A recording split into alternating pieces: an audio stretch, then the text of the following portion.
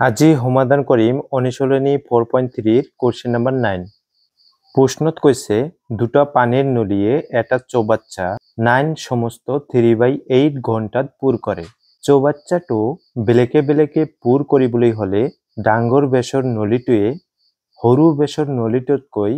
10 ঘণ্টা সময় কম লয়। প্ৰত্যেকটো নলীয়ে বেলেগে বেলেগে কিমান সময়ত চৌবাচ্চাটো পুৰ কৰিব পাৰিব উলিওৱা। ধৰি লৈছো এনেকুৱা এটা চৌবাচ্চা দিয়া আছে আৰু এইটো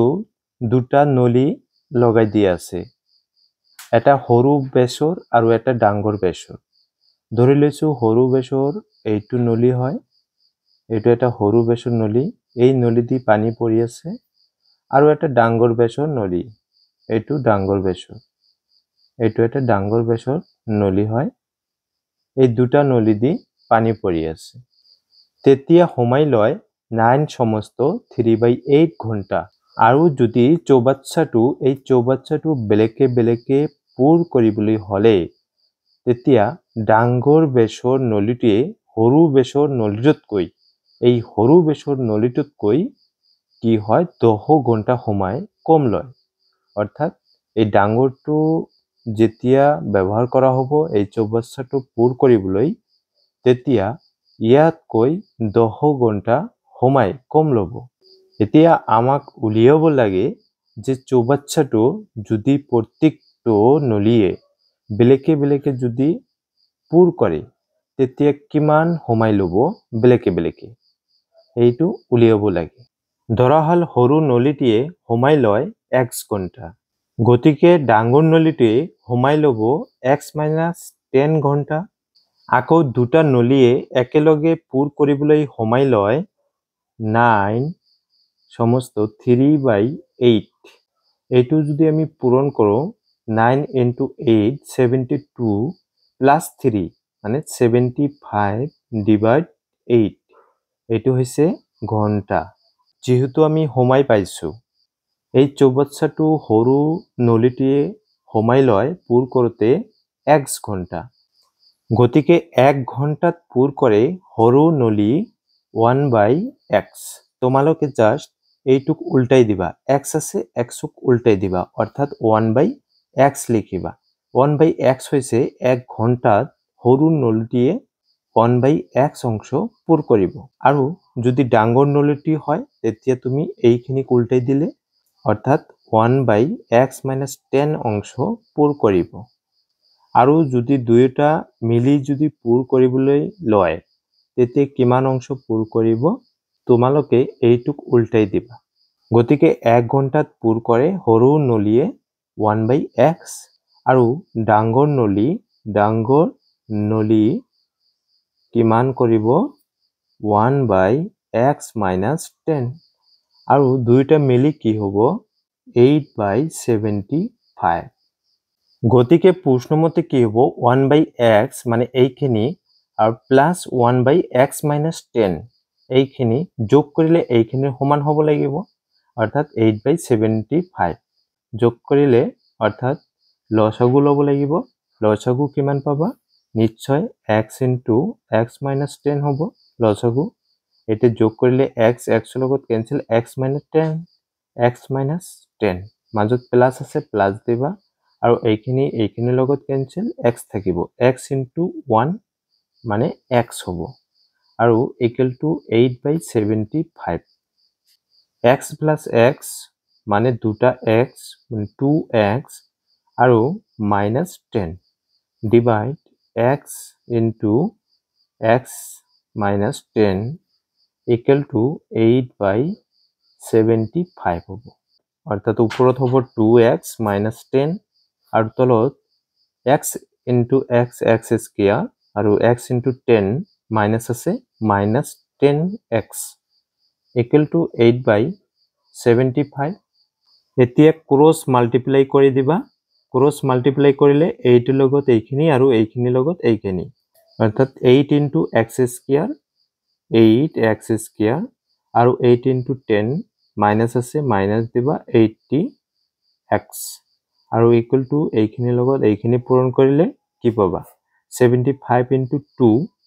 মানে 150 x আছে x আৰু 75 into 10 মানে এটা শূন্য বহাই দিলে হ'ব 75 আৰু এটা শূন্য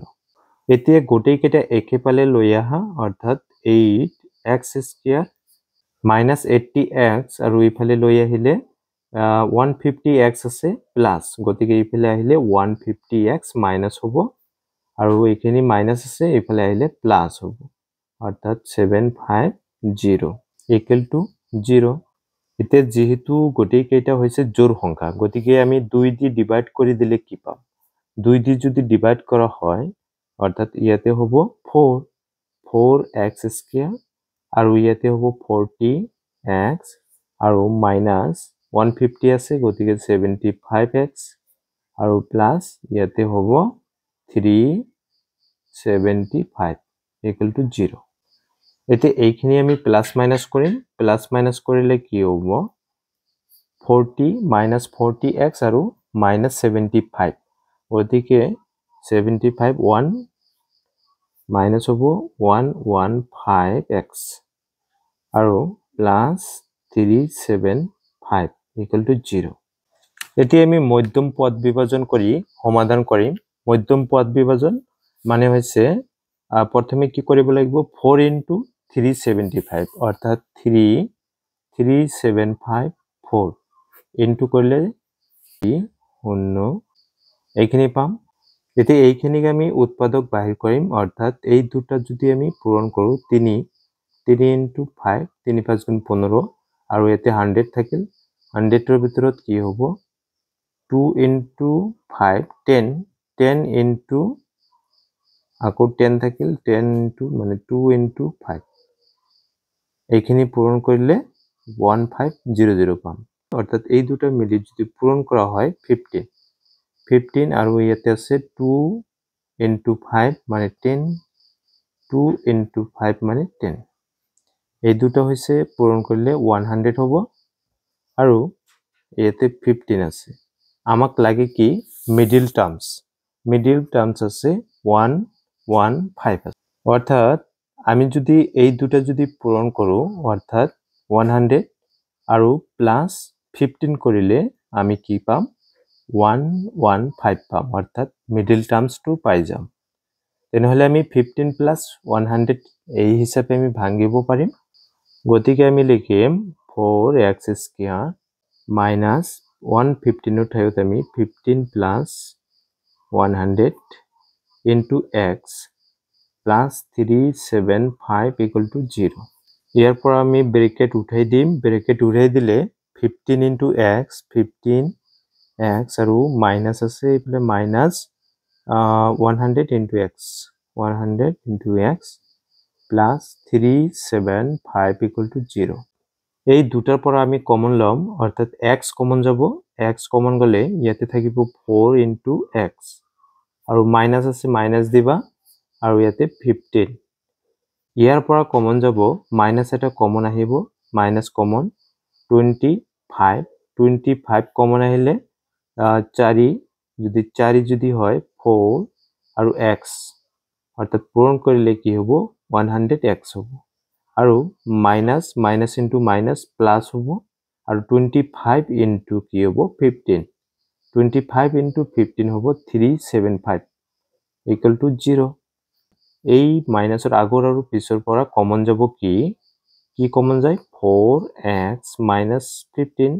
অৰ্থাৎ দুই ফালে আছে মাইনাসৰ আগত আৰু পিছত এই সংখ্যাটো আছে গতিকে এইটো কমন আৰু ইয়াতে থাকি গল x আৰু minus 25 equal to 0 গতিকে আমি লিখিব পাৰিম যে 4x minus 15 equal to 0